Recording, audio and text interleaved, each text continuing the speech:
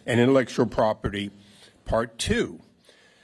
That's because Part 1 was Nashville, and Nashville is not the only center of great intellectual property creation. I think Mr. Schiff and I, as Californians and some others, would certainly be the first to say that. I now recognize myself for an official opening statement. This subcommittee has been at the forefront of intellectual property protection for decades. In fact, we are entrusted with that protection by the Constitution, and as one of the oldest committees of the Congress, we take that seriously. For all of those who have been involved in AI, they recognize it isn't new, and the problems of AI are not new. But just as Mohr's law created an acceleration of processing power and speed, regenerative AI is doing that before our very eyes today. So today we will be focusing on what has been with us for a long time, problems that have been created, unsolved and untreated, that must be treated sooner rather than later. We also will recognize that there is already a disparity in laws between states. Some of those laws are models for the federal government to adapt. Others may in fact be ones in which the federal government needs to intervene to create a stable and productive platform for copyright. Copyright and trademark do not exist as rights, even though we call them intellectual property rights. They are inducements. They are a balancing act. And I always remind people that that balancing act and that inducement must from time to time be checked to find, are we in fact rewarding the creators of intellectual property sufficiently? Are we protecting the rights that come from that inducement in a way in which one creator does not find themselves at a disadvantage to another creator? Many people view themselves as creators of intellectual property. More than 20 years ago, before another committee of Congress, a former congressman came in and proudly showed us a CD that he had created and given more than 100 as Christmas presents for. It was, in fact, the works of half a dozen different artists in a unique way. And he said, this doesn't exist anywhere else. I created this. There was not one new song. They simply were put onto a CD in a very interesting way. There wasn't even a voiceover from the congressman. I sat in that committee hearing before Energy and Commerce, and in fact, saw heads nodding, saying, well, yes, you created something. He no more created something than, in fact, if the perfect likeness of any performing artist were simply taken and used again. That's not to say that a cover band doesn't have the ability to perform with the attempt to entertain, but it does mean that AI has an unlimited ability to duplicate, and we today will in fact be dealing with that question. A vivid example are deep fakes. Deep fakes are clearly abuses of AI that raise the question of whether AI technology can be used to spread misinformation. That's not a question any longer. It's been answered.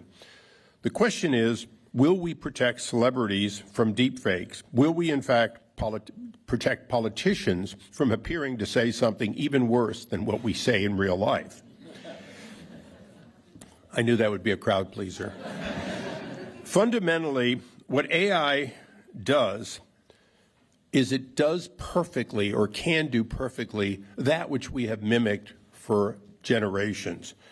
Most great lasting pieces of music are in fact passed down from generation to generation, and before they were passed down in writing, they were passed down by performers in front of each other, teaching the next generation how to do something.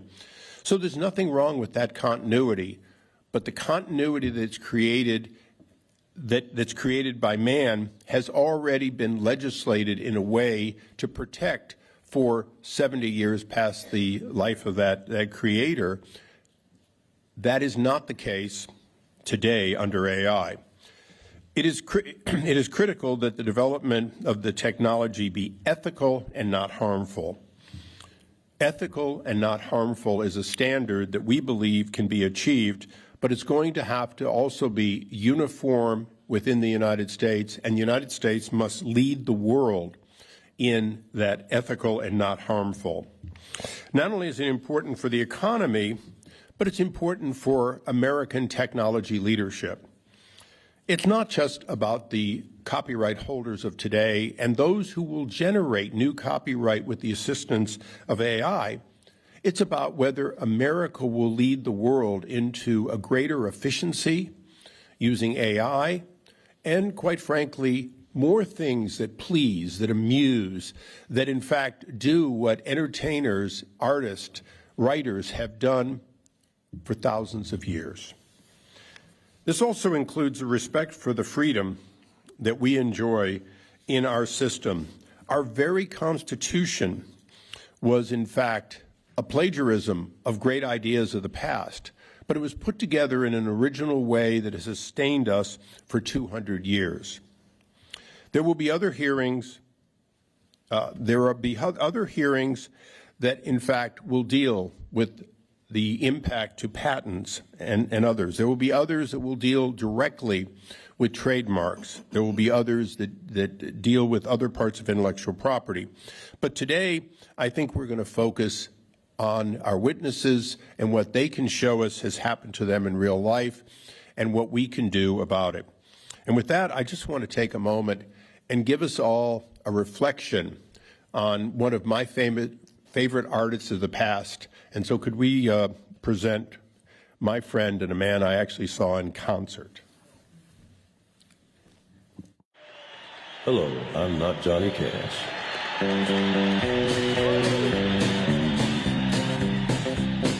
I'm a Barbie girl in a Barbie world.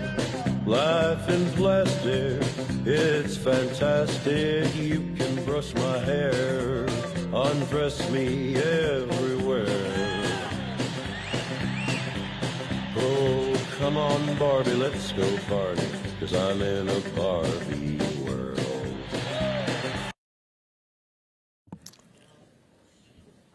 I'm sure you'll all see that again in days to come.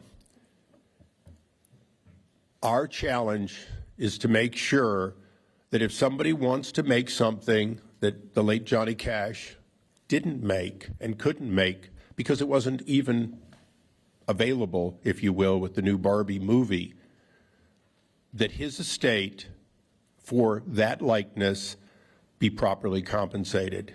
That will be one of the questions for today. And with that, I recognize the ranking member for his opening statement. Thank you, Mr. Chairman, for calling this important hearing today. Thank you for that visual demonstration of why it's important that we're here today. And you can pick your star when you've got the gavel, too, my friend. Well, you've set the template, so I like it. And I thank you for hosting the subcommittee out here in Los Angeles, taking our show on the road. This is the mecca of artistry and creativity, culture, as well as economic vitality. And also, this hearing could not come at a better time on a weekend where the music industry is set to celebrate the best and the brightest, the up-and-comers and the living legends. We are here to examine how current laws and future legislation can protect creators from misuse of a technology that is poised to transform the world as we know it. Drake and The Weeknd didn't collaborate to produce Heart on My Sleeve, and President Biden didn't record a robocall telling the New Hampshire Democrats not to vote in their primary, and Tom Hanks did not appear in a video endorsing a dental plan. They didn't have to.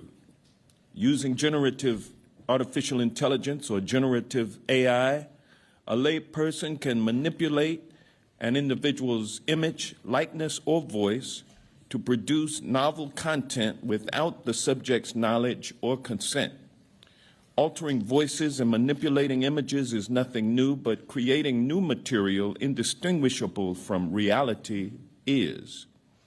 Because of these technological advancements, 2024 will be the first AI presidential election where deepfakes and misinformation will have the power to deceive voters, making an abnormally consequential election even more consequential and controversial. Abuse of women through the creation of explicit images with generative AI is already a problem. And if you don't believe me, ask Taylor Swift about that. And consumer fraud and other criminality accomplished through the replication of loved ones' voices is no longer an esoteric law school hypothetical. Beyond the parade of horribles, generative AI poses unique challenges to the creative industries in which AI has the potential to create an even larger gap between the haves and the have-nots. Aspiring singers, songwriters, and musicians move to cities like Atlanta, where I'm from, every day in the hopes of breaking into the music industry. These individuals, including many who become my constituents, often work multiple jobs while they pursue their dream of being able to make a living wage based on their creative talents alone. Between COVID shutdowns of concert venues and increased cost of living, artists in my district already feel their dream is even farther out of reach. Misuse of generative AI technologies could compound that problem. For example, copyright laws protect an aspiring singer from having her work performed without compensation, but that copyright does not necessarily extend to the sound of her voice. AI can create an original background track in her voice simply by ingesting previous recordings without her knowledge, without her consent, and certainly without compensation. Our question today is not if, but how Congress should act to protect artists from such treatment. It is our responsibility as legislators to ensure that the creators who enrich our society with their talent and work are able to live and thrive in the age of AI. Many states protect our right of publicity, but no such right exists at the federal level. I'm looking forward to hearing from our witnesses how they believe the current system is working and what protections coming out of Congress should look like. Finally, I recognize that change is not something we can ignore. We cannot legislate a perpetual here and now into existence, and we should not want to.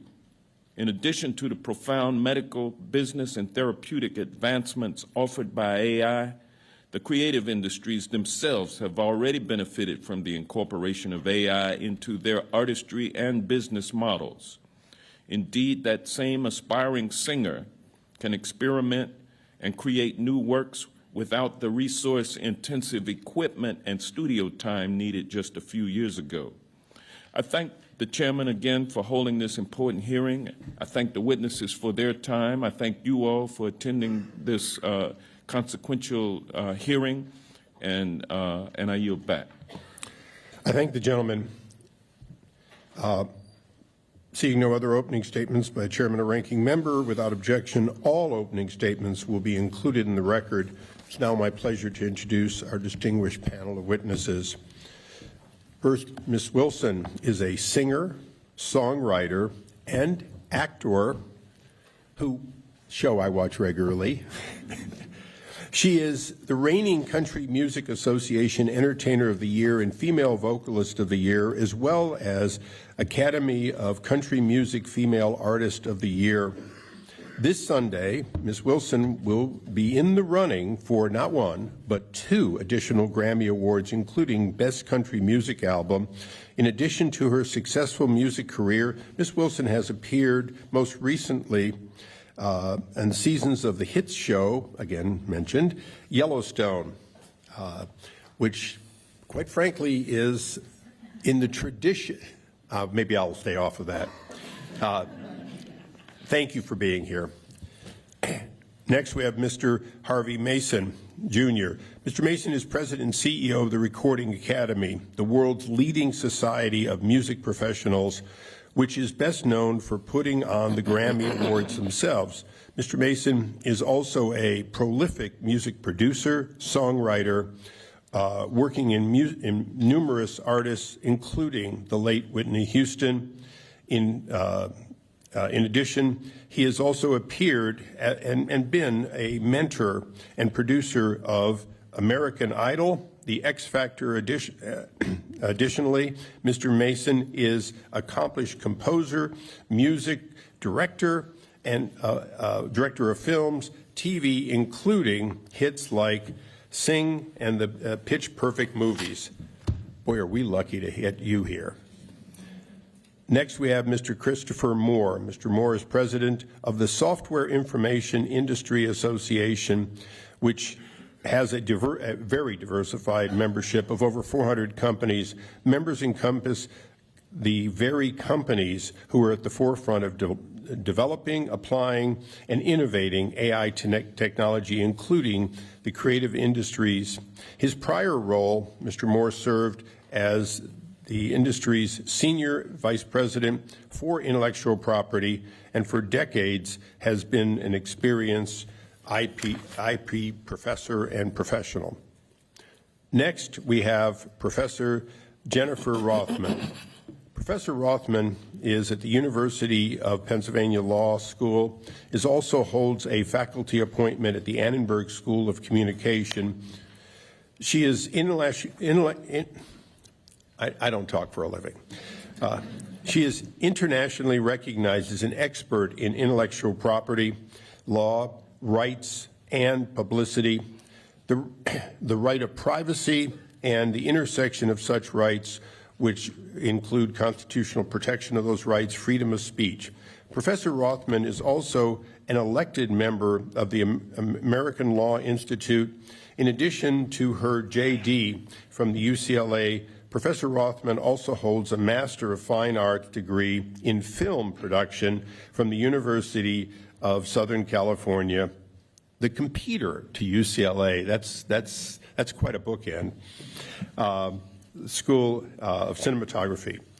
We welcome all of our witnesses, and we're going to begin by doing the mundane but cool thing for the photograph of asking you to rise and take the oath. And if you'd raise your right hand, because it's really good for the picture. Do you solemnly swear or affirm, under penalty of perjury, that the testimony you're about to give will be true and correct to the best of your knowledge, information, and belief, so help you God? Please be seated. Let the record reflect that all witnesses did answer in the affirmative, and we will now begin with an amazing producer of the intellectual property and a victim of AI, Ms. Wilson. Thank you so much. Chairman Issa, Ranking Member Johnson, and members of the subcommittee, thank you so much for inviting me here today to share my thoughts. I am Lainey Wilson. I am a recording artist, a songwriter, and entertainer.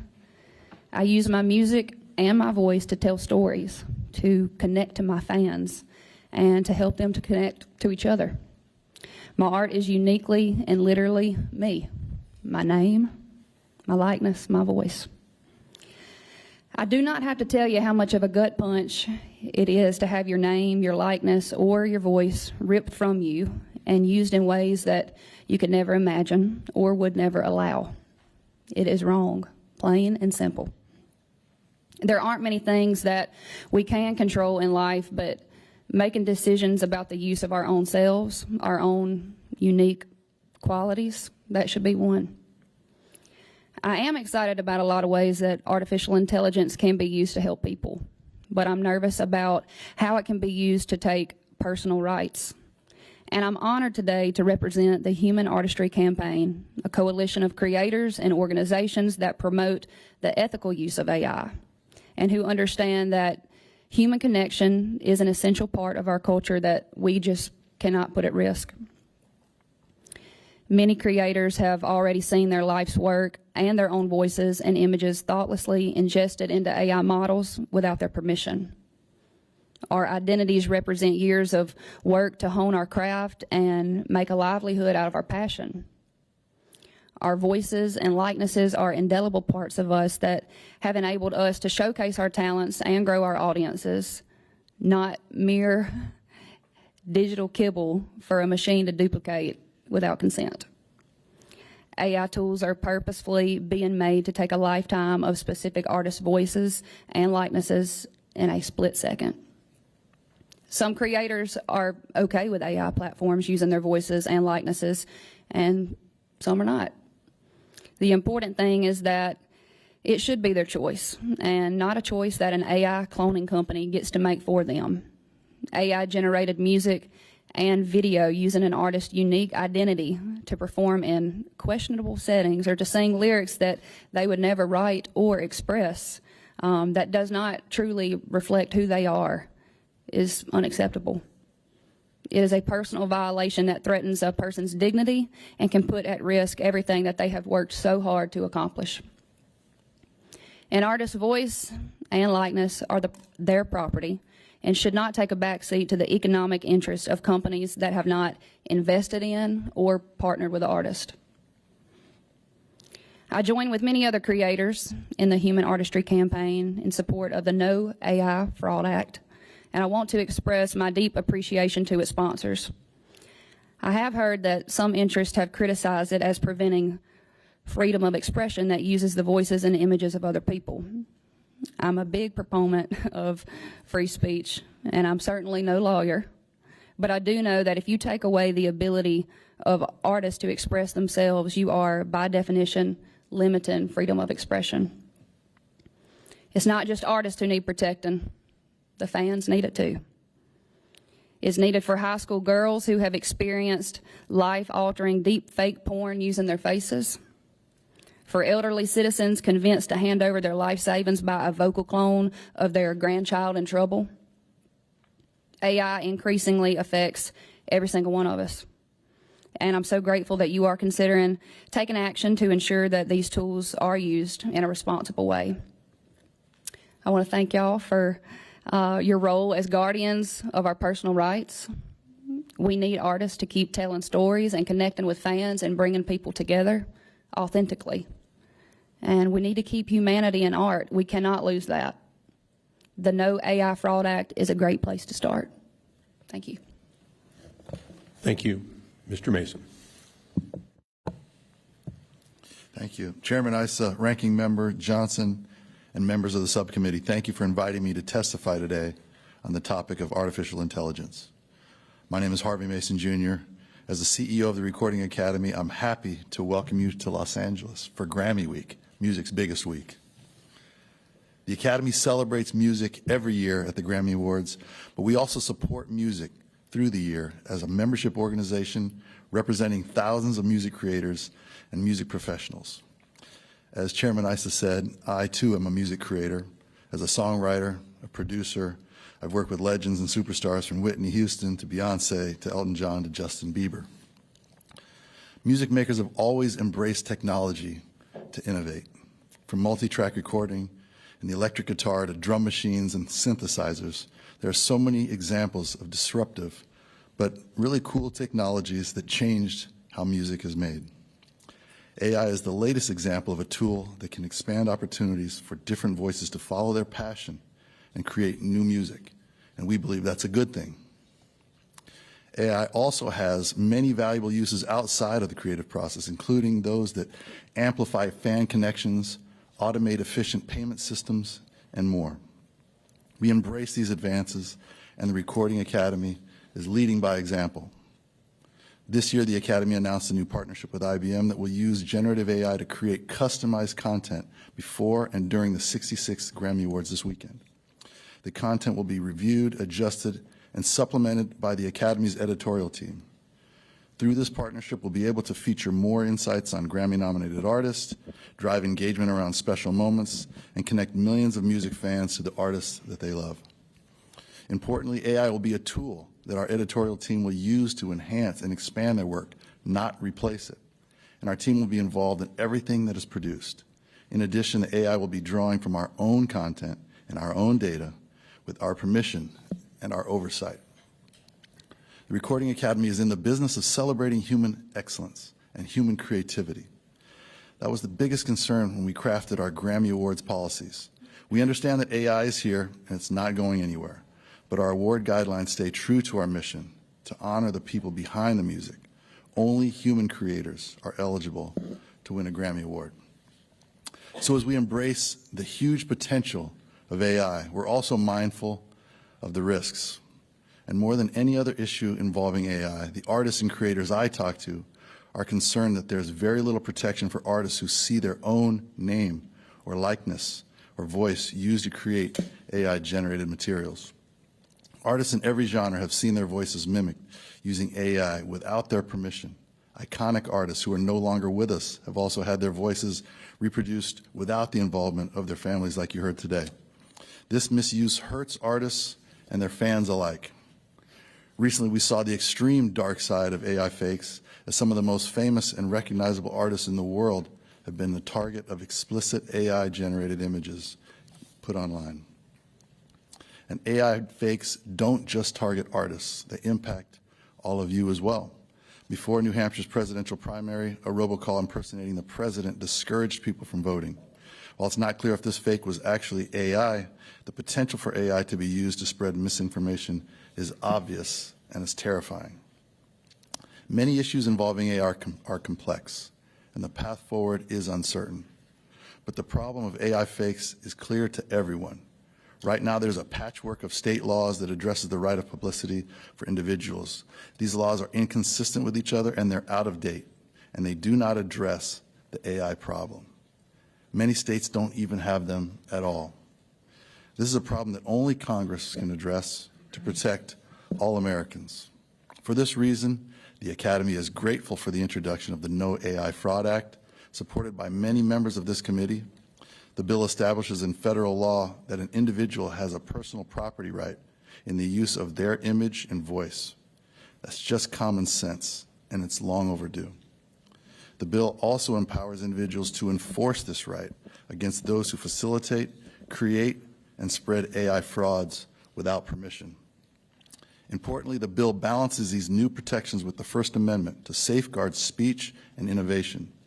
Freedom of expression is essential to the music we create, but it also must include the ability to protect our own individual expression from being misappropriated by others.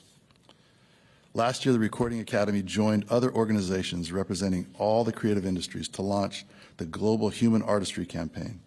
Today, the campaign includes over 170 organizations in 30 countries. And this morning, the campaign published in an ad in the USA Today featuring the names of hundreds of artists and actors asking Congress to support the No AI Fraud Act. On behalf of the Academy and our over 20,000 members, I too respectfully but strongly ask for your support. Technology has and always will play a part in amplifying creativity, but human creativity is the ultimate expression of creativity. Creative works shape our identity, our values, our worldview. People relate most deeply to works that embody the lived experience, perceptions, and attitudes of others. Thank you very much. Thank you, Mr. Mohr.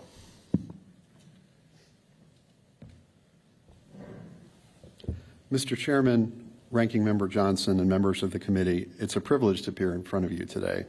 My name is Chris Mohr, and I am the president of the Software and Information Industry Association, or SIIA. Thank you for this opportunity to share our views on identity in the age of AI. SIIA represents over 350 diverse companies in the business of information. Our members range from startup firms to some of the largest and most recognizable corporations in the world.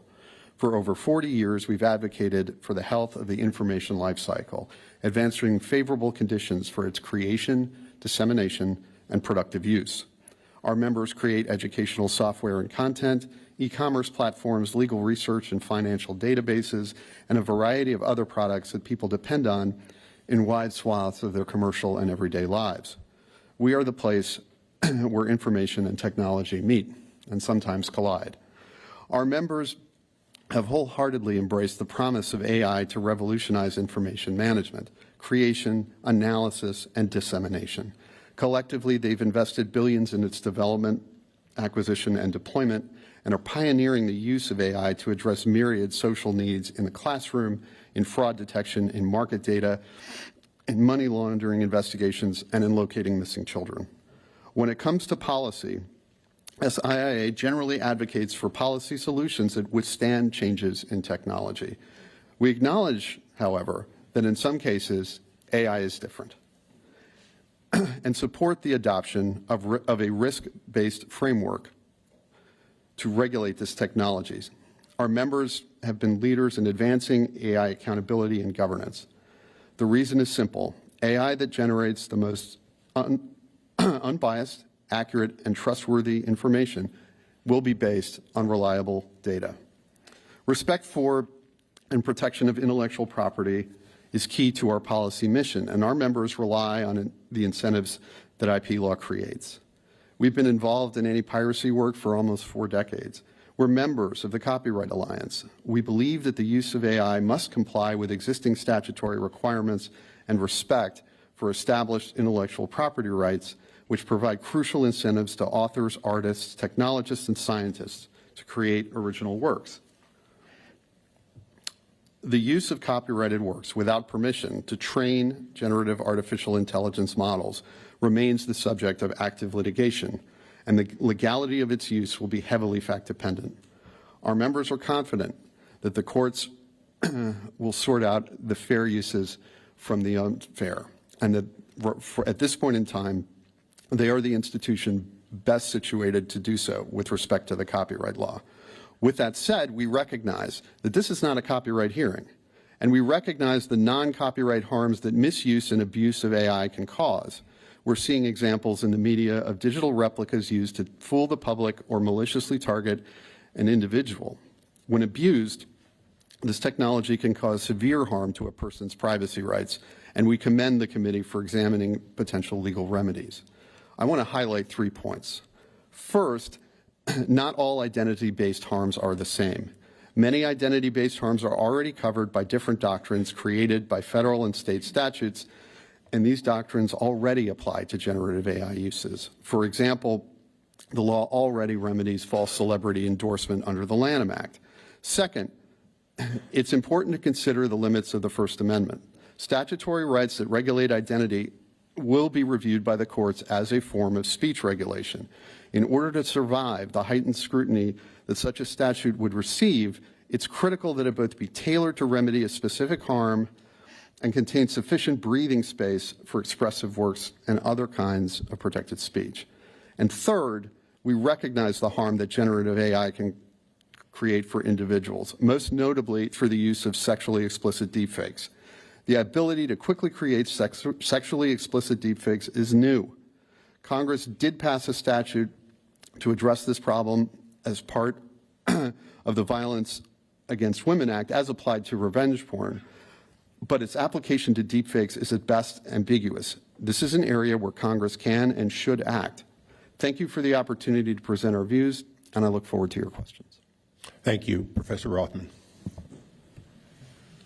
Chairman Issa, Ranking Member Johnson, and members of the subcommittee, I appreciate the opportunity to testify today about artificial intelligence and identity rights. I'm Jennifer Rothman, right of publicity, as well as 2 circulated draft bills. I will focus on 2 primary points taken from my more detailed written statement. First, that although the capabilities of AI are new, the problem of using a person's voice, likeness, or performances without permission is long-standing. We have many laws already on the books that address such unauthorized uses regardless of the technology employed to do so. Accordingly, any federal legislation in this area must improve the current state of affairs and not create or exacerbate problems. Second, any federal right to a person's voice or likeness must not be transferable away from that person. Allowing such transfers violates our most sacred and fundamental rights and thwarts the express goals of legislation addressing AI, many of which have been articulated today, which are to protect the livelihood of performers, the dignity of ordinary people, and the ability to distinguish accurate images and sounds from those which are deceptive. My first point is that current laws already apply to works created by artificial intelligence. From the early 1900s to today, every state that has considered the issue has adopted some form of a right of publicity. None have rejected it. This is a law that restricts others from using another person's identity without permission, including in the context of performances. The concerning examples of AI that have been raised in these and prior hearings all violate these existing laws. Tom Hanks, Drake, The Weeknd, and the various teenagers, such as those in New Jersey, whose images have been used in pornographic images, each have likely successful lawsuits under state publicity laws. Federal copyright law may also be violated in these contexts, and Hanks, Drake, and The Weeknd could bring successful federal false endorsement and trademark claims. In short, there are already robust protections on the books. This means that the bar to enacting something new should be high, and legislation should not destabilize what is working about current laws with hundreds of years of precedent, nor make things worse for performers, athletes, or ordinary people. This leads me to my second point. Any federal intervention in this space must protect self-ownership and ongoing control of one's own identity. No one should own another person. Unfortunately, each of the circulated drafts to address the problems of AI and performance rights essentially do exactly this, including the No AI Fraud Act. They allow another person, or most likely a company, to own or control another person's voice or likeness forever and in any context. It's essential that any right created by federal legislation that protects a person's identity not be transferable away from that person. Imagine a world in which Taylor Swift's first record label obtained rights in perpetuity to young Swift's voice and likeness. The label could then replicate Swift's voice over and over in new songs that she never wrote, and have AI renditions of her perform and endorse the songs in videos, and even have holograms perform them on tour. In fact, under the proposed No AI Fraud Act, the label would be able to sue Swift herself for violating her own right of publicity if she used her voice and likeness to write and record new songs and publicly perform them. This is the topsy-turvy world that the two draft bills would create. This does not serve the interests of current and future recording artists nor the public more broadly. Allowing another person or entity to own a living human being's likeness or voice in perpetuity violates our fundamental and constitutional right to liberty. We do not allow people to sell themselves into slavery or servitude. We do not allow people to sell their votes or their organs or their babies, and we should not allow people to sell their names, likenesses, or voices. Making publicity rights transferable poses a particular risk to student athletes, children, actors, recording artists, and models. Such transferability also threatens ordinary people who may unwittingly sign over those rights as part of online terms of service. Allowing transferability harms not only the person who loses control of their own identity, but all of us. Owners or licensees of another's identity rights could generate performances by that person forever, making them say and do things they never did. This is a chilling prospect and poses a broad threat to society by undermining trust in authentic communication and seeding misinformation. Accordingly, any federal rights to a person's identity must not be transferable, and there must be significant limits on licensing. Without such limits, these proposed laws will exacerbate rather than combat deception and will fail to protect each of our voices and likenesses. In spite of these concerns, there are some opportunities with federal law in this area, and I discuss these in more detail in my written submission. I look forward to your questions. Thank you. And you've made it perfect for me to recognize myself for a round of questioning. Professor, under existing law, that very slavery, the ability to sign away your rights, as far as you know, is there any prevention of Ms. Wilson from potentially signing away both her current and future rights, or any other artist under current law? So under federal law, there's no right. Under federal law, there's no right that allows for that transferability. But I'm saying, is there any prohibition on her signing a document that would say that she's doing it? Well, the state laws, some of them preclude some transferability. For example, Illinois prohibits creditors from getting control over a person's identity if they go into bankruptcy. Right. In Bankruptcy California, law does not allow you to lose your future earnings, is what you're saying, and that's federal too. No, I think that one of the things that's really important for legislation in this area, federal legislation, is not to allow and erect a federal law that allows that transferability. I think that I couldn't agree with you more, but I asked the question the way I did for a reason, and that, Ms. Wilson, I want to bring it to you. You're now an incredibly accomplished artist. You control your destiny, perhaps at the highest level of any artist because of who you are and where you are, but you earned that from the bottom. For sure. Tell us, were the pressures when you were first trying to get that break, were they such that, in fact, those who sign you would, in fact, have asked you to sign away a great many things, including what the professor indicated? Oh, for sure. I mean, I've been in Nashville for 13 years, moved from Louisiana up there to go chase a crazy dream, and especially when you're just kind of diving into it head first, you're just trying to like figure things out. And you know, I'm not an expert when it comes to this at all, but I do know how this stuff has made me feel, and it's terrifying. And they are taking advantage of trustworthy people, and words are powerful to me. Yeah.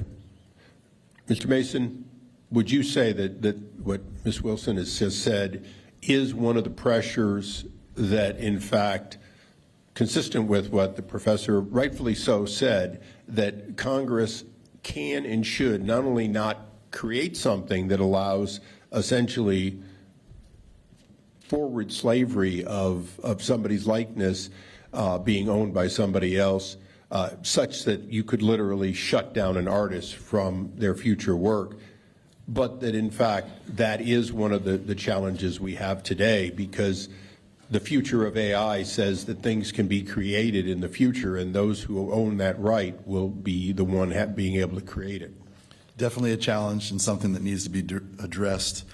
I will say in this particular bill there are certain safeguards, and there's language that says there has to be attorneys present and involved, but we also believe that families should have the freedom to enter into different business arrangements. But there needs to be a lot more discussion around that in partnership with the labels and other people that could be entering into those. Well, I'm not going to dwell on it, but I think the professor hit the most important one, which is that the living artist should never be prevented from future work.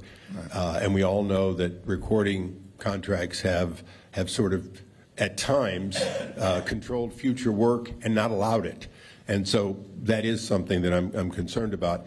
I'm going to touch quickly on one question because it's slightly outside this hearing, but it's important, I think, to get in the record. Ms. Wilson, currently the Copyright Office has said that AI per se is not copyrightable, that pure AI isn't. If today you lost that distinctive voice and yet you wanted to remix or create new works, but you wanted your voice to be heard, AI would allow you to sing though your voice be lost. Do you believe that Congress should look at the ability to copyright a work which is original but uses AI? And I say that not just for you, but for all those who, quite frankly, had a voice when they were young, and over the years, their range dissipated, and they would still like to produce the quality that made them famous. Man. I don't ask easy questions. I'm no, not you paid don't. for But that. all I can do is speak from the heart, and that's really it. Because, like I said, when it comes to all this other stuff, I'm not an expert in it. But I do know that I've worked my entire life for this. I wrote my first song at 9 years old. I started playing guitar at 11. I moved to Nashville when I was 19. I've been there 13 years trying to do this. I take a lot of pride in my work ethic, and I have spent years and years and years in blood, sweat, and tears on to be where I am today. And Just having that thought in the back of my head of like at any point in time, people could put words into my mouth or people could take things away from me. And I've worked really hard on building this reputation. And in a split second, it could be gone. And I'm just, I want to just see a change because there's been so many things, even in the past few months, that I've seen online from me selling weight loss gummies. And, you know, I'm a big fan of, you know, I've got a lot of little kids watching me, a lot of little girls and a lot of little boys, and I want to encourage them to feel comfortable in their own skin and love themselves. And I would never in a million years ever do anything like that. But at the end of the day, you know, people say like, I got to see it to believe it. Well, they're seeing it and they're believing it. And folks that I'm super close to even believe it at times too. And it's really, really scary when it gets to that point.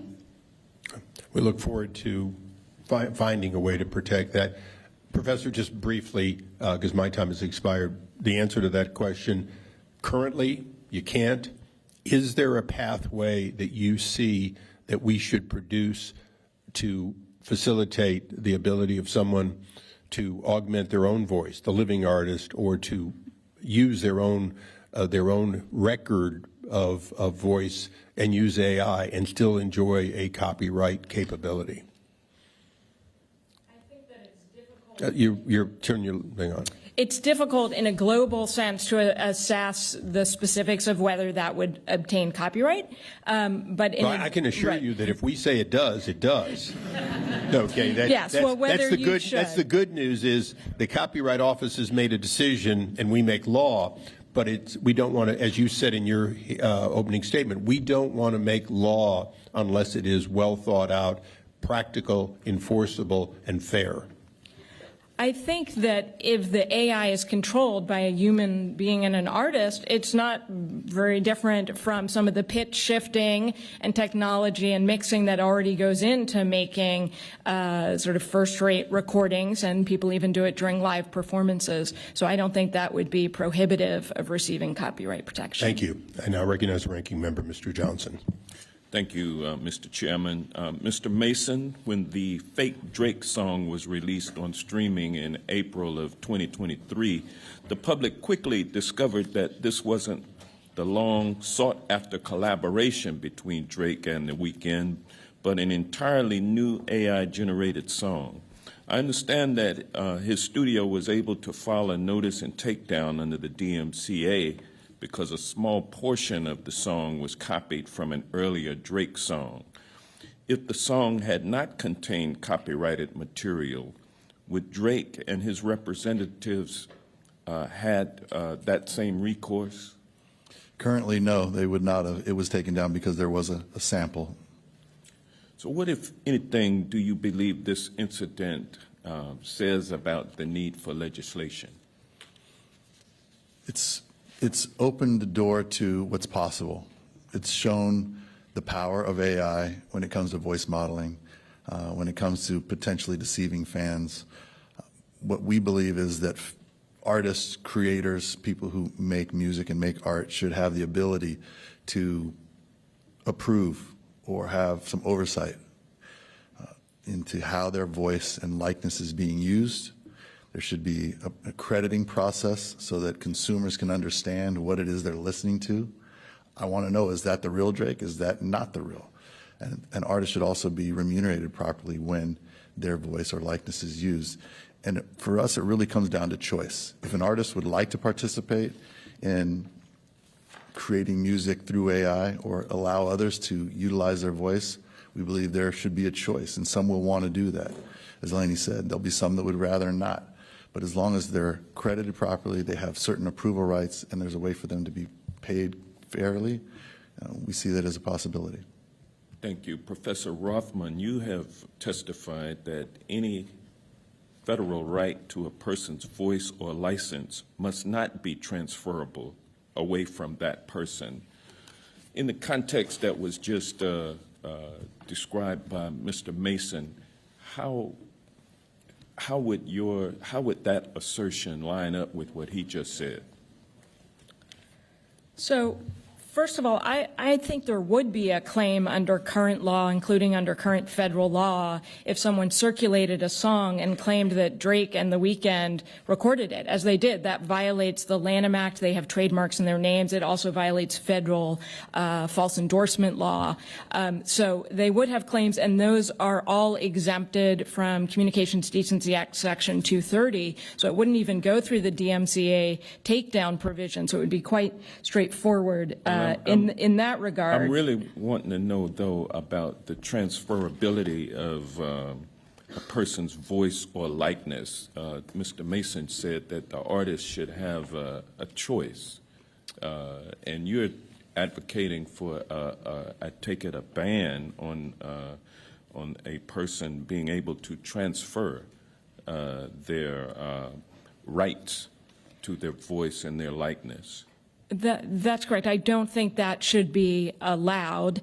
And this doesn't mean that they can't make money from licensing their voice or likeness in limited contexts, but it means that we shouldn't allow people to transfer their voice and likeness and performances in perpetuity or even in very broad contexts, because this goes against all of the concerns we've talked about, which is deceptive performances where people can't tell whether it's real or not, and even the protections in the No AI Fraud Act that suggest that you need a lawyer. Well, if you take a young, aspiring artist, they may be able to get a lawyer, but they're going to have trouble paying for it. They're still going to have the same bargaining power, and it's not the sort of thing that we allow people to sell young artists forever. Typically don't have good legal representation. I think first deal that gets signed, and that deal could include language that transfers to the recording company or the motion picture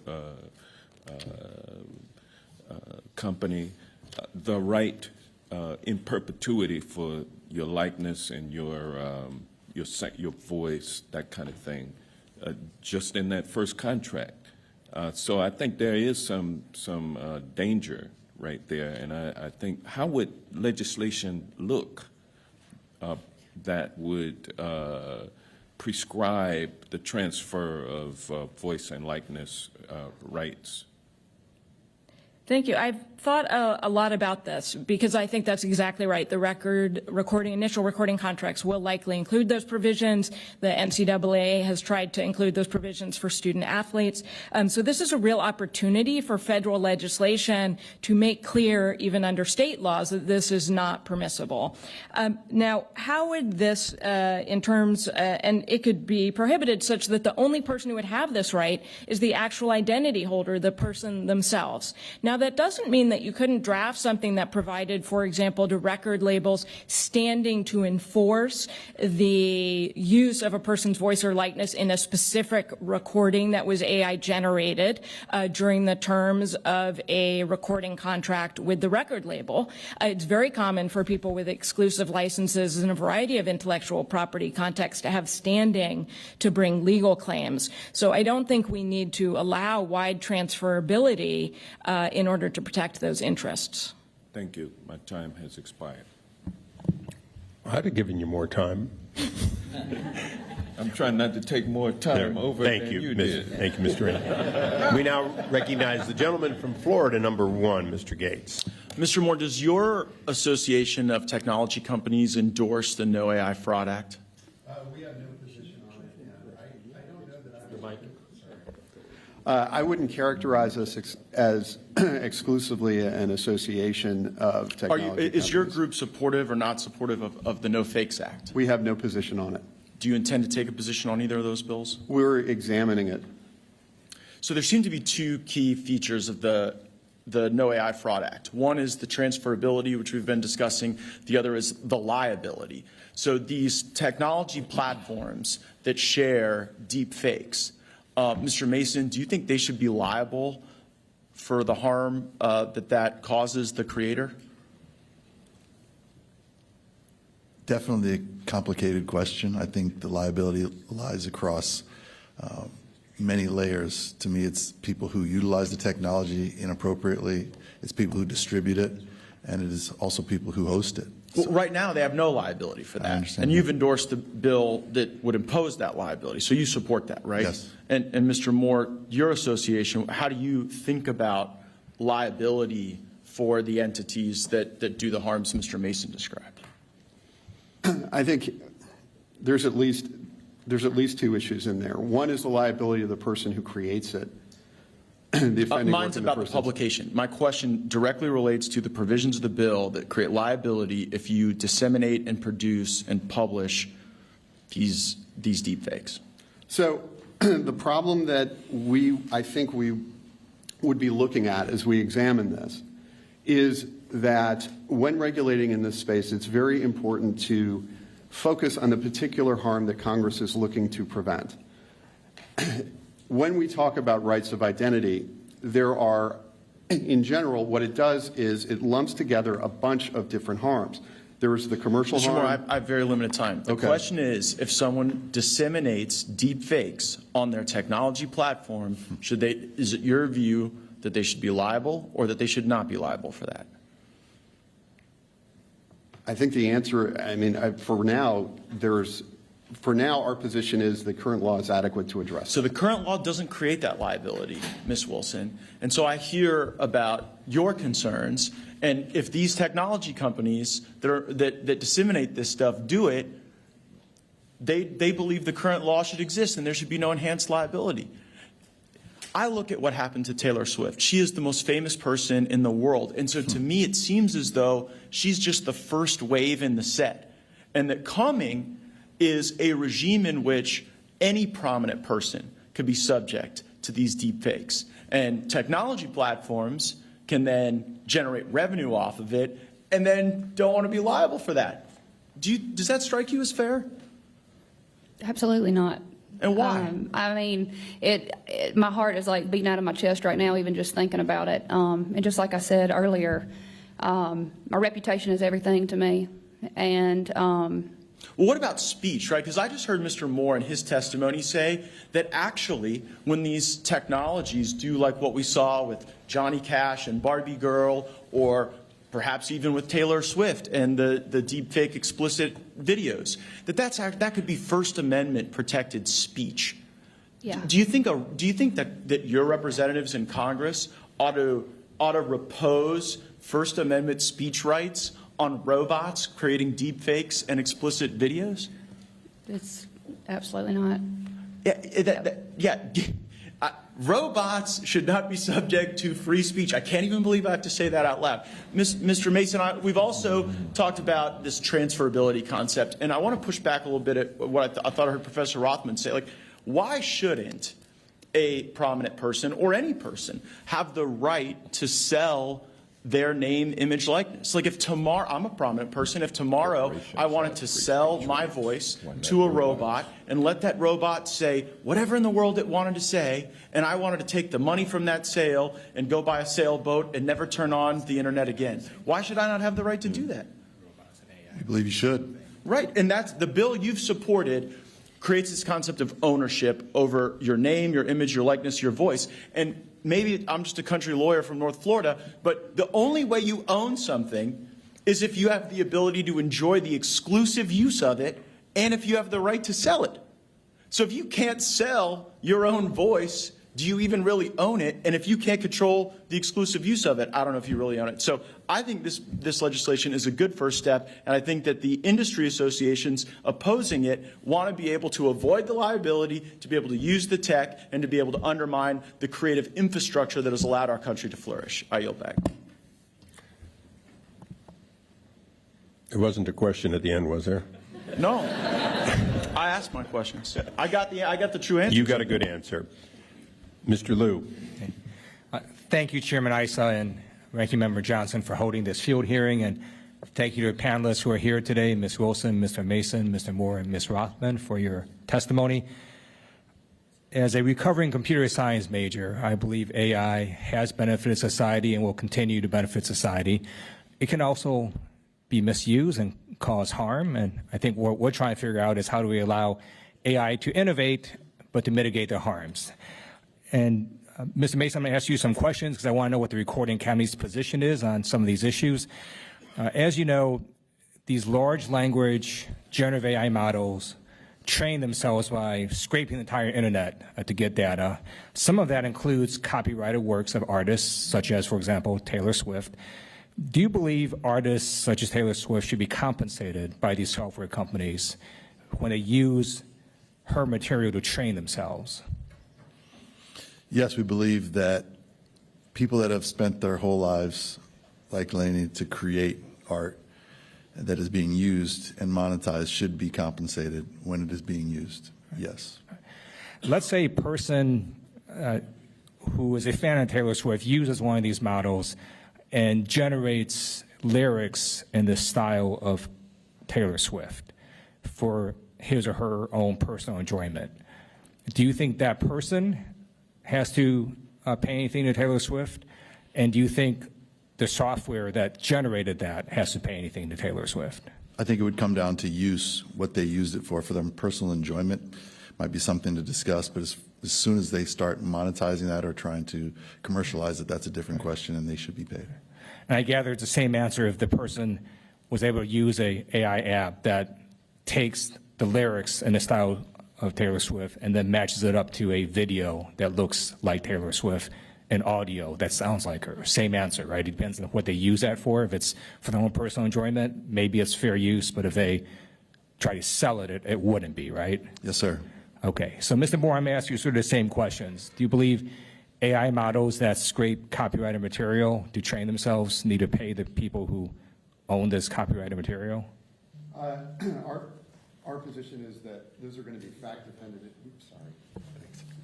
Our position is that those are fact-dependent inquiries that are going to be handled by fair use law. We don't take a position on either side. If a person uses one of these software tools to generate content for their own enjoyment, do you have a position on whether that software tool or that person needs to pay anything to the copyright holder? So in dividing that, that's two separate, those are two very different questions. One question involves the use of the tool itself and the output, right? And so in that particular instance, that is another, I think that's another issue that's going to be litigated, because in that context, it's a lot like a Betamax. In other words, this is a technology that is capable of a lot of substantially non-infringing uses. And so I'm not sure that liability would attach to the model itself. Again, that's something the courts are going to have to work out. With respect to the output, the question there becomes whether or not the output is substantially similar. And at that point, once the user makes that product more widely available, there would be exposure, there's potential exposure to copyright liability as well as to Lanham Act liability, for example, if they were passing it off as an original work. Okay. What if the software company marketed their software as saying, hey, use us and we can generate for you lyrics in the style of Taylor Swift and make audio and video in the style of Taylor Swift? You think they would be liable if they did that? Under existing law right now? Yes. I think you would have questions about endorsement. Styles are generally not, they're not protected by copyright. So there wouldn't be copyright liability for that. There could be, again, false endorsement liability. And your association basically right now is just waiting for the courts to decide these issues. You don't really have a position on a number of those. On the copyright issues, that's correct. We do not have a position. Okay, thank you. And Ms. Rothman, I'm just trying to understand your testimony, and you can answer. I'm going to have my time end. Are you saying that a artist can't contract to sell, for example, their ability to have a recording that's going to be used in a, let's say, a future movie, a song in a future movie? I'm just trying to understand what it means that you can't transfer this right. Maybe I'm not understanding what you're saying.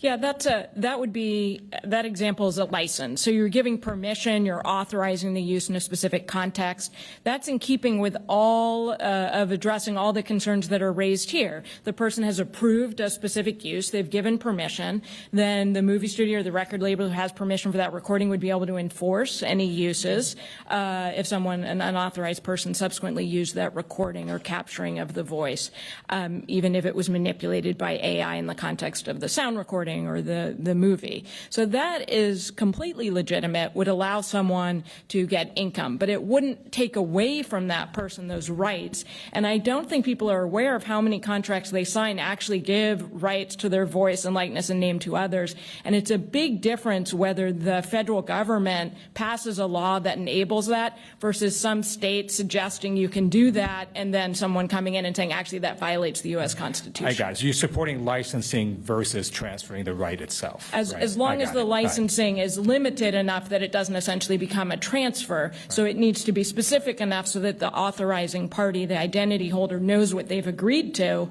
and the public can rely on that person's endorsement of the performance that they're going to see. Thank you. Thank you. We now go to the gentleman from Wisconsin, Mr. Fitzgerald. Thank you all for being here today.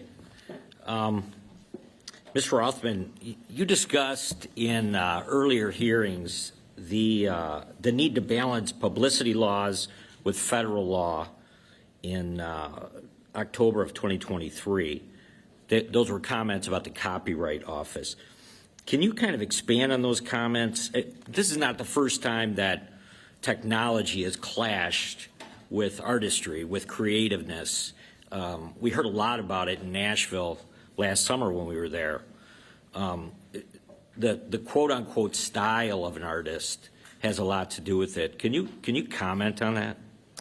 Yeah, so I didn't testify in the hearing then, but you're right. I submitted comments to the Copyright Office when they requested some guidance on right of publicity, identity rights, and copyright law. So there are a few different issues. So one, as you mentioned, a style that's come up here before, and we tend to say people can sing in a style like someone else, and you might hear a new vocalist and think, oh, wow, that reminds me of this other person's voice. We allow that if they're paying homage. People, the Copyright Act allows cover songs to be made or sound-alike recordings. It's expressly allowed under the federal copyright law. So when people sue under state publicity laws, then sometimes there's a defense called a copyright preemption defense, which says actually federal law takes precedence here, and the Copyright Act expressly allows these copyrighted uses.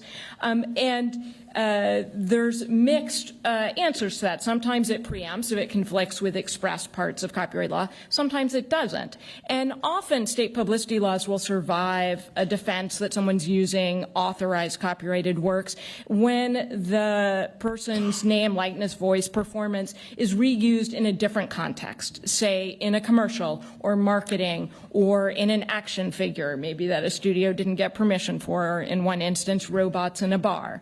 And so in those instances, courts have been rejecting copyright, what's called a copyright preemption defense, and saying state publicity laws protect us in spite of federal copyright law. In other instances, copyright law will allow such uses. So there have been some instances that the record labels have litigated, for example, where a recording artist will record a song, and then someone will want to sample it in future work. Sometimes that's licensed, and some recording artists have sued and said, hey, I didn't agree to this use of my song in this new song, and the record labels have said, actually, we have the copyright and we authorized it, and courts have generally held that in those instances, copyright law, federal copyright law, preempts a state publicity claim because it's just a record label that owns a copyright reusing the copyrighted work. Very good. Thank you. So, like I said, it's not the first time these technology has clashed. Cher had a huge hit in the 90s with auto-tune. Hank Williams and Hank Williams Jr. collaborated, even though Hank Williams Jr. had passed away many years ago, to sing a duet. And, the latest example, I think, is the Beatles' final release here as they use technology. So, Ms. Wilson, I was going to ask you, can I call you Lainey? Miss Wilson sounds weird when we call you. Call me Lainey. Yeah. So, Lainey, have you been in a situation where you're recording either with your solo stuff or with other artists. And have you experienced this in the recording studio where they've used these technologies, or when they play back your own songs to you? Is there a way that they enhance or can work with you on those things? I have actually been in a couple writing sessions where people are like, hey, check this out. And they show me exactly like what they could do to pitch me a song that sounds just like me. It sounds like you. Yeah. And yeah. it's just wild. So yeah, I've definitely seen it firsthand like that. But also even just with ads that I've seen on Facebook and everywhere else, it is literally my voice.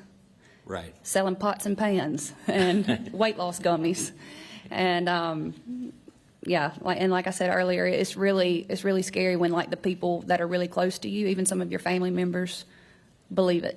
Yeah. Have you ever used auto-tune in a recording session with I your have own used voice? auto-tune. She doesn't need auto-tune. I don't need much of it. She's never. It depends on what day it is. It depends on what day, you know, whether I need it or not. Yeah. Stop talking, or you need an attorney, I'm sure. So, thank you very much. I yield back. Gentleman yields back. We now go to yet another gentleman from California and a classmate of mine from long ago, and someone who's been working on transparency in this area, Mr. Schiff. Thank you, Mr. Chairman, and thank you for holding this hearing. Thank you all for coming. I have the good fortune to represent Hollywood, Burbank, and surrounding communities, and a tremendous number of people in the creative industries. And I always tell my colleagues in Congress it's good for us to spend some time with celebrities because we get an understanding of what celebrity is, and it's not us. When people are trampling you to get the autograph of some actor in a B-level movie or a TV commercial, you get a sense of where you are in the pecking order. But one thing we do share in common with artists is none of us want to see our voice, our likeness used in a deceptive way. None of us want to see that being used to say things we never said, take positions we never held. Frankly, it's terrifying because like you in the creative industries, our reputation really matters. And so, Ms. Wilson or Lainey, I wanted to ask you, what's it like to hear some purported recording of yourself that you never made? What would it be like for an artist to hear a song they didn't write with a message they don't support, with a quality that is not up to their own standard, after you spent your whole life trying to create your brand? I mean, it's detrimental. It's really, really difficult. You know, I try to make sure that everything I say on stage, every interview that I have, is thought out. You know, I know that it's going to stay around forever. I know people can pull it back up. And, I mean, there's been times where I have heard something and it sounded so much like me, I was like, did I say that? And it's just really, really scary to think that we're in a time that these kind of things can happen. And I just think there needs to be something done about it. Well, let me ask our other witnesses that exact point. What should be done about it? Mr. Mohr, the companies you represent, some of them are the behemoths in the technology industry. They have a role and a responsibility to take down content that is inauthentic, take down deep fakes. What are your companies doing to make sure that artists don't go through what Ms. Wilson earlier described as the gut punch of seeing their likeness, their voice, their image used in deceptive ways? And I'd like to ask Mr. Mason and Ms. Rothman if they could comment also on both what Mr. Mohr says they're doing, but also what you think they should be doing that they're not. So I think certainly with respect to certainly with respect to copyright infringement, for example, many of our platform members have robust schemes to take down material that is infringes on those works, and they use technological means, which I'm sure many of my co-panelists are familiar with, to take them down. That's one part. Another thing they do is they have terms of service against particular kinds of content that they do try to enforce and to get those things down. As you know, and as you've probably seen, the practice of content moderation is a really complicated one and raises a bunch of issues. The Supreme Court is considering those now, and it considered them last year in the application of Section 230 in a bunch of different cases. Well, Mr. Mohr, let me turn to Mr. Mason on that point, the takedown. What is the experience of your members when they see their voice, their likeness being misused? Does the takedown system work? Do they actually take it down? How quickly do they take it down? How many million views, listens do they get before they're taken down? Is the system working? Is it broken? In certain occasions, it does work. It is very difficult. And a lot of people, I've heard it referred to as a game of whack-a-mole. You take something down here, it pops up over there, you try and take that down. It takes too long, it's too difficult. It's cumbersome for independent artists who don't have the support of major labels, and sometimes they don't have the infrastructure or the staffing that it takes to do all those takedowns. And even some of the larger labels are struggling to chase their own copyright protection. And if I could ask you, Ms. Rothman, if the companies claim, the platforms claim they don't have the technological means to take them down quicker, is that true? Or is this sort of a willful design not to develop the technologies that really could address this? I think one of the problems, and I agree with Mr. Mason, that it is a game of whack-a-mole, and so whatever legislation is passed, we're going to have the same problem because there already are laws that address this. So one of the problems is the CDA 230. Which I think has limited interest in technological innovation. So I don't want to comment what the companies can or cannot do technologically, but they probably could do more than they currently are. And just a firsthand experience, this is not just about celebrities. I've been impersonated online, and when I said I'm being impersonated, take it down, nothing happened. And when I said someone's using my copyrighted image, it came down immediately. So there is a disconnect. And it's, you know, as Mr. Mason said, their artists have more power than the average person. Regular teenagers, grown-ups, everyone are having their images, including in sexual poses, being circulated, and it's very difficult to get them down because the platforms use Section 230 to, and there, as I mentioned in my submission, there's a circuit split on whether state right of publicity claims are exempted from the 230 immunity from liability or included within it, and that has allowed some defenses in otherwise winning cases, and the platforms need to take some responsibility for taking down this material if we're going to have any effort under any laws, whether you pass new ones or just try to enforce the ones on the books. Thank you, Mr. Chairman. Thank you. Staying on that role of California members, Mr. Kiley. Good morning, Professor Rothman. I found your testimony very interesting, and you testified that we do not allow people to sell themselves into slavery or servitude. We do not allow people to sell their votes or their organs or their babies, and for that same reason, you say we should not allow people to sell their names, likeness, or voices.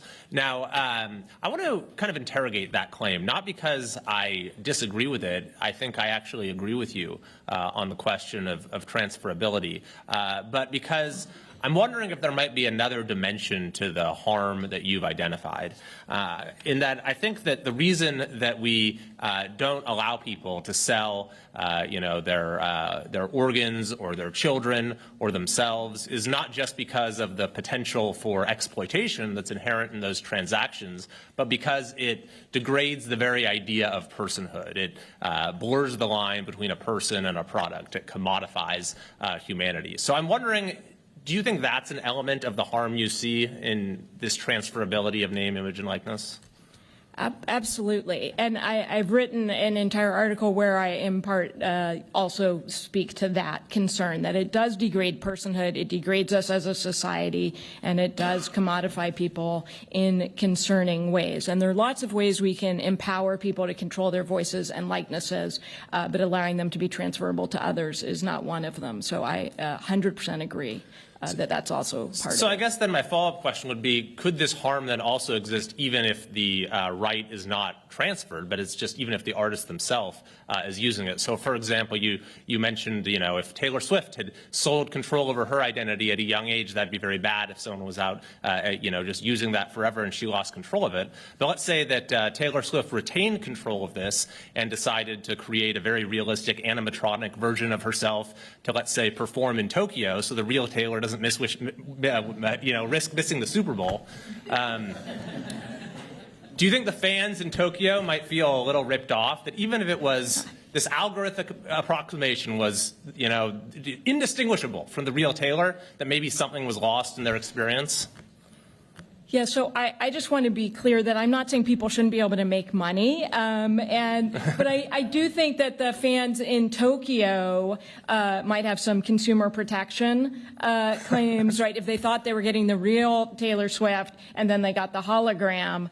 On the other hand, if Taylor Swift, and I don't think she would want to do this, I don't think it's great for her brand, but if she wanted to have holograms go on tour, as long as that was disclosed, she could be able to do that. My concern is that when an artist like her or anyone else can't actually approve that any longer, and so some third party is doing it, and when our concerns is also about just each of you being reanimated, saying words you didn't do, the prospect is quite chilling. And you can imagine some of your, I'm sure, student athletes, if you had signed away early on, or your parents had while you were children, because parents would have these rights, signed away your rights, then someone would be free to do that and people wouldn't know. Yeah. So I think disclosure is really important, and ongoing control by the underlying person is essential. Thank you. And yeah, these questions that we're dealing with today are, of course, very important in their own right, given the importance of this industry, but it's also sort of offers a window into some more fundamental questions, given how, uniquely bound up in a person's individuality, the arts and entertainment and music are. And so I think it's, important that we start kind of grappling with those fundamental questions of how do we have a stable understanding of personhood in the law and just in terms of our general values in a world in which what have always been sort of uniquely human virtues are no longer the exclusive province of humanity. And you made a comment near the end of your testimony that I think there's a lot of wisdom in, and you said, as AI technology will continue to develop, and we should not lock in approaches that may swiftly become outdated. I'm pretty skeptical of our ability as policymakers to legislate specific solutions to specific problems that we're seeing with the state of the technology right now. I think even the high-level engineers at OpenAI can't tell you what this technology is going to look like a year from now. But perhaps what we can do is look to existing laws around the right of publicity and trademark and copyright and kind of understand their purpose, that it's not just to sort of create the right economic incentives, but it's to, advance and value these uniquely human virtues. And so if we can kind of have that conversation, then maybe we can try to sort of anchor our approach to these questions in something that will at least provide us some stable point of reference against the sort of unpredictable advances and risks that we're going to see coming in the future. Thank you very much, Mr. Chairman, for holding this hearing, and I yield back. Thank the gentleman. We now recognize the gentlelady from Pennsylvania for her 5 minutes. Well, thank you, Mr. Chairman, and I thank the ranking member and you both for convening this field hearing in this terrific, exciting, creative space. I'm Madeline Dean, and I'm happy to be one of the co-authors of the No AI Fakes, which I introduced alongside Ms. Salazar, who could not be here today. I want to tell you that I come at it from a number of perspectives, sure, as a legislator, but as a mom, as a grandmom, concerned with protecting children, concerned with protecting women from the abuses of deepfakes, children from the abuses of deepfakes. I also come at it as an author myself. One of my sons and I published a book telling a story about him, and my eldest son is a screenwriter and published author as well. So I'm looking at it, how do we balance the creative, the protections for creativity and one's likeness, to give a property right for voice and likeness, protect that, but also make sure that we also balance the equities and do it ethically. I was thinking and taking a look at some of the growing pains that we're going through. Unchecked photorealistic deepfakes risk public deception, as we've talked about, eroding people's faith in real evidence, facts, and reporting, critically important in this day and age. The very graphic and sexually exploitive deepfakes encompassing everything from revenge porn to child pornography, and we know that great percentage of these deepfakes tap into that gross and dark vein. And most pertinent today, maybe the possible inability of human creators to make a living. And to your point, Ms. Wilson, about you've honed your craft, you've spent a lot of time, you are deeply invested in it. And what you love about it is the ability to tell a story that says something about you, that reveals your humanity. And that's why we have to protect against AI-generated composition that steals our humanity. That's something I care an awful lot about. We were talking about the Taylor Swift. From the reading I saw, just one of these images was viewed 47 million times before it was removed. We can't even quantify the harm that something like that has. When we introduced this bill, it was not an attempt in any way to chill parody or satire. I love parody and satire. That is creation. That is revealing of our humanity. But I don't want lawmakers to turn a blind eye, to say that this is just too complicated and we're worried about transferability, we're worried about other things. I want to have conversations at how do we protect First Amendment rights, how do we protect artists, and how do we protect the public, frankly. Ms. Wilson, you were talking with Mr. Schiff about when you suffered deepfakes. When did you first learn of it? What did it feel like? And I'm very touched by your point that even those who know you best were confused. Yes. It was this past summer. I think I might have been scrolling on Facebook, catching up with my folks back at home, and I see this ad. Said I had lost 70 pounds from these weight loss gummies. And first of all, it really hurt my feelings, if I'm being completely honest, because I did lose a little bit of weight, and it's probably because I played 180-something shows last year, you know? It had nothing to do with the gummies. Not something you would recommend as a weight loss program. But I kept having, like, people send it to me, and they're like, hey, you got to figure out how to get this down. I don't know what this is. And we would get it down, and then another one would pop up, and then we'd get it down. And it was just like we just could not keep up with it to the point to where I finally just kind of had to swallow that pill. And that's a terrible feeling, because I could not control. I wanted to tell these little kids, you know, like, hey, this is not real. I mean, I was having to tell people even in my crew. They were like, hey, I want to lose a little bit of weight. You know, tell me about this gummy stuff. Oh, no. I'm like... I used to teach writing at a university, and the origin of the word plagiariste in French is kidnapper. So in some ways, some part of you was kidnapped. Absolutely. Mr. Mason, what are your hopes for the future of generative AI? What are your fears? My hopes are that we can use it as a tool to amplify human creativity. My hopes around AI is that we can find some guidelines around it to allow creators who are always early adopters of technology to use it to benefit them and to bring more great creativity, more works of art to the fans and to the world. My fear is that it gets away from us and we don't have any guide rails, and that we're relying on sometimes hundreds of year old laws to protect us.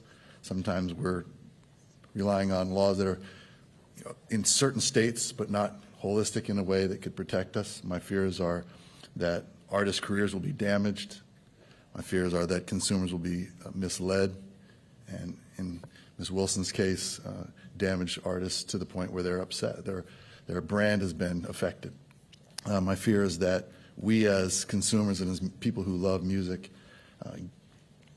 get further away from the shared human experience that happens when we listen to music, and when we create music, and when music pulls us together. Well, I share all of that, and I think the panel does. We are interested in finding out the right path forward. What are the right guardrails that protect the balance of interests?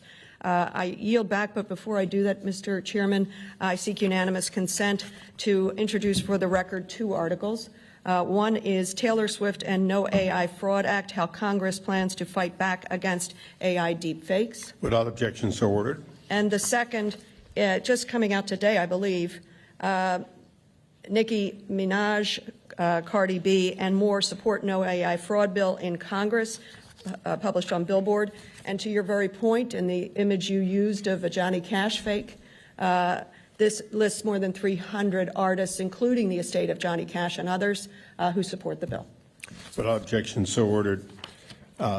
Even though this is the Judiciary Committee, this will be heard and seen and talked about by all these members with other committees. So I might note that the Federal Trade Commission is supposed to protect many of these things and other agencies.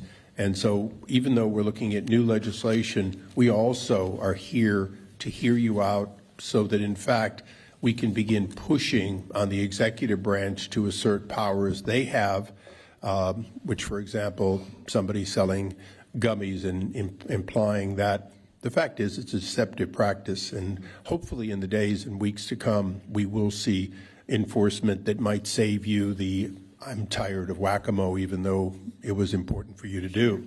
With that, we go to the gentleman from Texas, Mr. Moran. Thank you, Mr. Issa. Ms. Wilson, I see you have your hand up, so I'm just going to ask you why you have your hand up. Because they tapped me on the back and they said it's time for me to go to Music Care's rehearsal right across the street. And I just want to say thank y'all so much for y'all's time, and this is awesome to be a part of. Thank you so much. I'm going to go to Thank rehearsal. you. Thank you.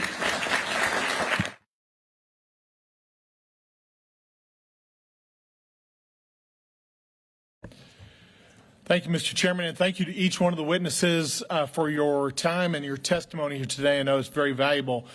Proudly, I am one of the 5 original sponsors of the No AI Fraud Act, along with Ms. Dean. And I'm hopeful that exposure from this hearing in particular will help move this bill through committee. But I also recognize that these kind of hearings are very important to hear constructive feedback, to hear criticisms, to hear pushback, because we should never enter into new federal legislation lightly. In my opinion, I think we need to take it in a prudent fashion, and we need to consider all of the voices that are here today, and we need to fine-tune what we're trying to propose so that ultimately, if we pass something, which I hope we do, it will be beneficial to all, and it will be the appropriate language. We don't want anything under-inclusive. We certainly don't want anything overly broad at all. So with that, I specifically want to ask Ms. Rothman a bunch of questions today, because you've provided a lot of pushback, but Ms. Rothman, a lot of it's been very thoughtful, and I appreciate that. Let me just make sure we start from the same foundation on a few things. First, do you agree that individuals should have a property right in their voice and likeness? Well, the property, I'm supportive of it being a property right as long as it's not transferable away. And sometimes people think of property as being sort of a simplistic thing that is automatically transferable, and it need not be. And that is another reason why I gave some examples of things we don't allow you to transfer, even if we understand them to be property. So I think it's appropriate to understand people as being able to own themselves. You can style it as a property right. Some states style state publicity laws as purely personal and say it's not property. There is a conflict in the law about that terminology, which is why I paused. If you're asking my personal opinion, I'm fine with it being classified as property as long as it's not transferable away. Right. I know transferability is your big issue, but there are differences in state law. State to state deals with this right to publicity a little bit differently. So do you agree that there's room at the federal level for us to try to bring harmony to this issue? Yes, I do think it is an opportunity. It's a very challenging task just because of the length of time these publicity laws have existed. And to the extent that they originated right in the late 1800s, early 1900s as part of the right of privacy that became the privacy rights that we more broadly understand, including constitutional privacy rights. Those are actually the same across all the states. And I'm going to have to just stop you because I got a lot to ask. So hold on. You mentioned in your testimony, your written testimony, you said absent jurisdictional hurdles, Tom Hanks, Drake, The Weeknd, each have straightforward lawsuits under state rights of publicity. So give us examples of those jurisdictional hurdles that you're referring to there. Oh, so in the footnote in my written statement, I go into it. The only major jurisdictional hurdle is my understanding that Drake is Canadian, and so some state laws limit rights to those who are domiciled in the state, and since he's not a member of any state, right? So we have some international issues. We have jurisdictional issues. We have state-to-state differences on how it's going to be enforced. In certain circumstances, an artist would have to go state by state by state effectively to enforce their rights. Isn't that true? So Drake would likely have a federal claim already for trademark violation and unfair competition, plus, as Chairman Issa mentioned, the FTC. In other instances, they would have to go state by state by state, and they would have different remedies. They'd have to go to different courts. They'd have different venues that they would have to pursue to have their rights protected. Correct? I don't think that's true. That's not how litigation currently works. Even Ms. Wilson departed, but she may need new legal counsel. There's a lot of lawsuits she could be bringing and that she would be winning, right? We read all the time about celebrities whose images and names are used for false endorsement. We could go back again to the early 1900s. These are winning cases. People win them. They can publicize that they win them, and they're big penalties. And you can, if you win in California, you get your damages. You don't have to then litigate in all the other states. Yeah, but you also mentioned in your written testimony that the case law does not provide a stable or predictable roadmap for Congress to employ at the federal level. If it's not a stable or predictable roadmap for us at this point, state by state, then we need to create some kind of federal roadmap, in my opinion, to protect folks. Do you agree with the concept that artists have the right to all three, credit, consent, and compensation when their voice and their likeness is used in for commercial purposes or otherwise? Yeah, so the quote, I think, was taken with regard to copyright preemption specifically rather than the prima facie laws. But I think you said that very quickly about credit, compensation, and consent before someone's name, voice, and likeness or performances are used. Absolutely, people should be consenting for those, whether they want compensation or not may depend on context. And credit, as people in this room probably know, is something that is sometimes negotiated with a lot of vigor, particularly in movie and TV credits. I know I'm out of time. Some of my time, by the way, was taken for the exit, but I will say that I have not mentioned Travis Kelce's girlfriend once during this testimony. But I want to encourage this. I want to encourage the continued dialogue, and if there are additional things that we need to look at to sharpen up the No AI Frauds Act, happy to do that. But I think it's incredibly important for us to protect human creativity, both for the individual and moving forward. I do agree with Mr. Gates and a number of the other people on the panel that have said, look, there is a liberty in the right to contract out that, and if we need to somehow make sure that protects their personhood going forward, we can find a way to shape that. But we certainly have the right to say, hey, it's my name and likeness. Why can't I contract out or assign out the rights to that so that I can make money now or my family can make money in the future? Would like to work with you on that. Would yield back my time. Thank you. What time? We now go to the gentlelady from Missouri, Ms. Bush. Thank you, Mr. Chairman, and thank you, Ranking Member, for holding this hearing. And thank you to all of our witnesses for being here today. I always start my hearings by saying St. Louis and I say that because I'm all about representation. And I stand here in solidarity with all the artists, the creators, the actors whose rights and livelihoods are at risk because of artificial intelligence and generative AI in particular. Shout out to all the St. Louis musicians and artists and their fans, I got to say that. Like any technology, generative AI is not only good and it's not only bad, as we've heard here today, but its effects on our society depend on how technology is developed, how it's used, and how it's regulated. Many artists use it as part of their creative process, as we know, from the post-recording production and mastering of audio tracks to special effects in movies to the creation of visual content and so much more. But we've also seen the horrific stories, which we've heard about and talked about much today, like the deep fake pornography. We've seen the fake endorsements of products, which we heard, and I'm sorry for what Ms. Wilson is going through. We've seen the artificially generated audio tracks, like the one that's been spoken about over and over today, like the collaboration between Drake and The Weeknd, the potential for the confusion, the manipulation, the appropriation, and exploitation is huge. And beyond that, though, I want to add something that we haven't talked about yet. We must address racial bias in AI technology. If I ask a certain generative AI technology to create a picture of a black woman, the image it creates will not look like me. The facial features and hair may be distorted. And there's a lot of other evidence of this bias. For example, Google disabled its AI program's ability to let people search for gorillas and monkeys in the Photos app, because pictures of black people would come up. And these issues aren't limited to the creative industries. We see it in healthcare, we see it in employment, we see it in the criminal legal system and other areas of daily life. We also see evidence of other types of bias and discrimination, including based on sex and disability. The risk to black artists in particular must be considered in light of our country's history. During the 20th century, crazy to say that, but for decades, during the 20th century, black musicians who pioneered new styles of music like the blues were exploited by record companies and promoters who took advantage of intellectual property law. And when machine learning technology was developed in the 1960s, its inventors did not meaningfully account for race or sex or disability or other parts of human identity.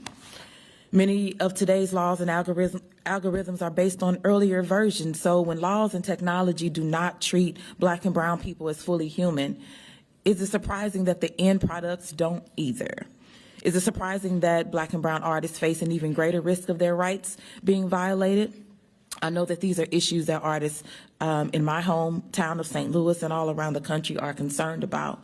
So as Congress considers how to regulate artificial intelligence, we must address all of these issues and protect all relevant rights. Yes, we should work together to ensure people's voice, their image, their likeness are protected. We should also work together to address the bias built into these systems. We should make sure that AI cannot be used to discriminate against people, and that companies, AI companies in particular, are required to be transparent, and that we don't simply trust companies whose primary goal is to profit. We shouldn't just trust them to self-regulate and do right by our artists, our creators, our actors, and our consumers, because consumers matter as well. So, Mr. Mason, as the Recording Academy's first black CEO, can you share your thoughts on the importance of racial equity as a factor for Congress to consider as we debate whether to establish a federal right of publicity? Thank you, Ms. Bush. You touched on so many really, really important points. I would just simply be repeating what you just said, but there is an inherent racial bias in AI. We know that. We've discovered that. It will affect black and brown artists disproportionately when it comes to music and art exploitation. So I thank you for what you said. It upsets me, and it concerns us absolutely. And with that, and I hate to interrupt the flow of the session, but being that it is Grammy week and we have 10 more events coming up in the next couple of days, I have to please respectfully excuse myself if I may. So thank Mr. Mason, if Mr. Ivey has 1 minute or less of questions, would you allow him to ask it? Of course. Please. And I'm sorry. Gentleman's recognized. No, I understand. You've been very good to us. Yes. Thank you, Ms. Bush. Sorry. And I apologize for impeding on your time, but I did have an enforceability question. Actually, a couple. So the training issue, using artists' voices in this instance to train AI to create And the discussion has been focused on making sure that the artists whose performances have been used for the training process get compensated for that.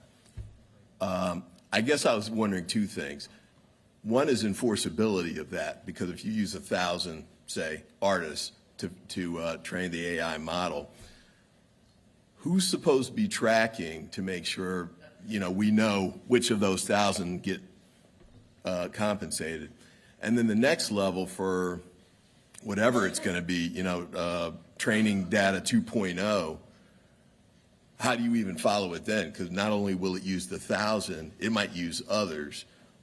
So enforceability and tracking it would be one question. And then, should whatever law we're talking about putting in place still apply at the secondary level? And that's for you and Mr. Mohr, I guess, or Professor Rothman as well, if you like. But you should answer first so you can run off. Okay, thank you.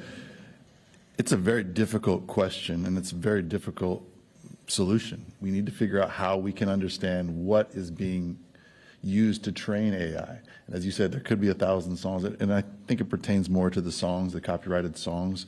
When you ask AI to create a song in the likeness of a certain artist, it will go back and listen to records or songs from that artist to decide how to emulate them. There's got to be a way to do it, technically speaking, and I'm sure it's scary to say, but it might even involve AI, tracking AI, and what is it using. We have to be able to understand whose music, whose works are being utilized and scraped to create new works, and those people need to be compensated. Mr. Mohr?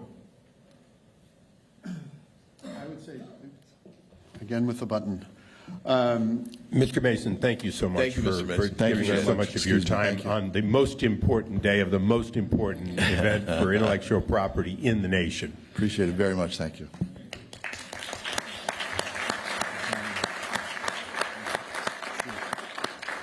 And thank you to the clerk for pausing the time. I appreciate that.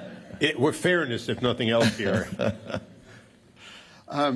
So a few things. I mean, one is that in my own mind anyway, this is why it's really important that these cases get thoroughly litigated. Because all of the kinds of facts that you are talking about right now are the subject of very, very aggressive discovery, would be my guess. In other words, exactly how are these machines trained? What was put into them? How were they used? How are these works used? And on the back end, what steps were taken to make sure that the works were substantially similar or not, right? So that if you ask an AI engine, hey, can you give me the the lyrics to Stairway to Heaven, it says no. Well, as a recovering litigator, I'll say this. It could take years before all of that gets solved. And you might have, and you will have, I'm sure, conflicting decisions from different courts and jury trials. What should we be doing to try and fix it now instead of waiting for, 5 or 10 years from now? Well, right now, in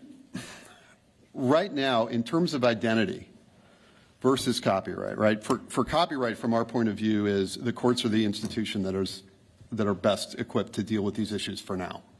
With respect to the identity issues, I think... Let me ask you then, right. How would the copyright law apply to the hypothetical I gave you, especially for training data 2.0?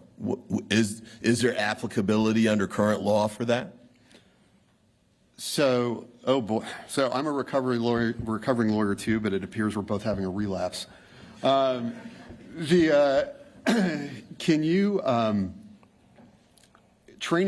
you define for me one more time what training data 2.0, what you mean by training data 2.0? Well, I guess there's the fair use question, right? Right. So you train, and I forget what he said, but let's say Motown hits. You want to generate Motown hits, so it takes 1,000, yes, I'm showing my age. You take 1,000 songs from Motown, and it trains it up, and then you can use that for the AI system to generate new material. Okay. And the argument, I think, is that that's a fair use issue and that the performers, the original creators, should still be compensated. The question was, how do you track it? And then the second question is, even if we assume it's a fair use issue at level 1, is it still a fair use at 2.0? So, in other words, at 2.0, you mean the output stage? Yeah, because at the next, okay, well, no, actually, the next level, you'll train it You'll train one system, Right. and then it'll generate songs then. But then you'll have other systems that are doing the same thing, presumably. You could have another 1,000 of these new systems that then train the next level of the AI generation. That's the 2.0. So the 2.0 trained by, and I'm running out of time, but what do we do there? Under current law, because you're saying we should follow that. That's a really good question, and I am going to take that one for the record, if you don't mind. Mr. Chairman, I had to start right in with the questioning, but I do want to thank you and the ranking member for giving us a chance to have this hearing. The transferability issue, I'd love to chat with you about it because I want to understand the James Earl Jones scenario, but I guess we'll have to do that offline. But thank you so much, and thank you to the witnesses. I appreciate your insight. Thank you. As we begin to close, I'm going to take a couple of quick liberties. I'm going to ask the ranking member to make a closing statement. I'm also going to note that Congressman Schiff has been working diligently and has draft legislation on transparency of ingestion. One of the greatest questions is, Mr. Ivey, you said, well, if you went for, by the way, Motown is current. Let's not pretend it's old. Okay. At least on my albums it is. It's eternal. But if you knew you ingested it for that purpose, it would be relatively transparent to begin with. But I think Mr. Schiff is looking at something that ingests most of the internet, something that ingests vast amounts of information, and how do you, in fact, find out after the fact when, and I'll yield to the gentleman for a minute to explain what he's working on, because I think it's critical. Thank you, Mr. Chairman. We're working on legislation that would require transparency for artists when their material is being ingested to essentially build these AI platforms and models so that it can be tracked, so that where intellectual property is protected, they have a right and a remedy and a recourse. But I think the key is making sure that there are systems tracking what is being used to inform these AI systems, and so that artists can be compensated when their works are used this way.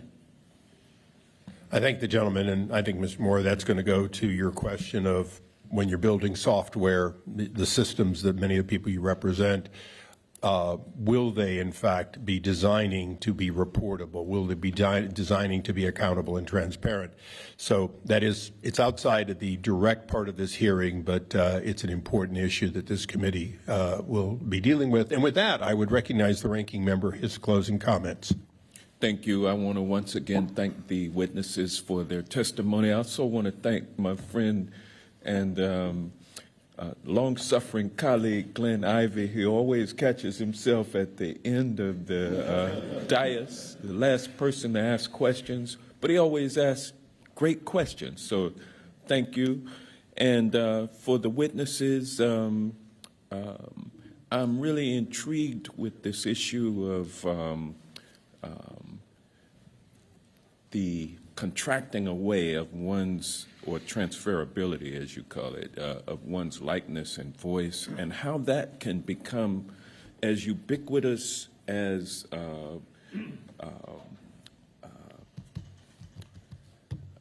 arbitration clauses in consumer and employment agreements, and just in all consumer transactions. These clauses hidden in the bowels of an agreement, a use of terms agreement, or an agreement for personal services.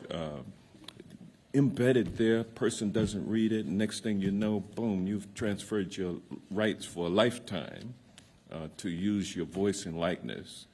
I'm really intrigued about that, and I'm intrigued, I didn't get a chance to ask you, Mr. Mohr, about your statement that you support the adoption of a risk-based framework to regulate the technology.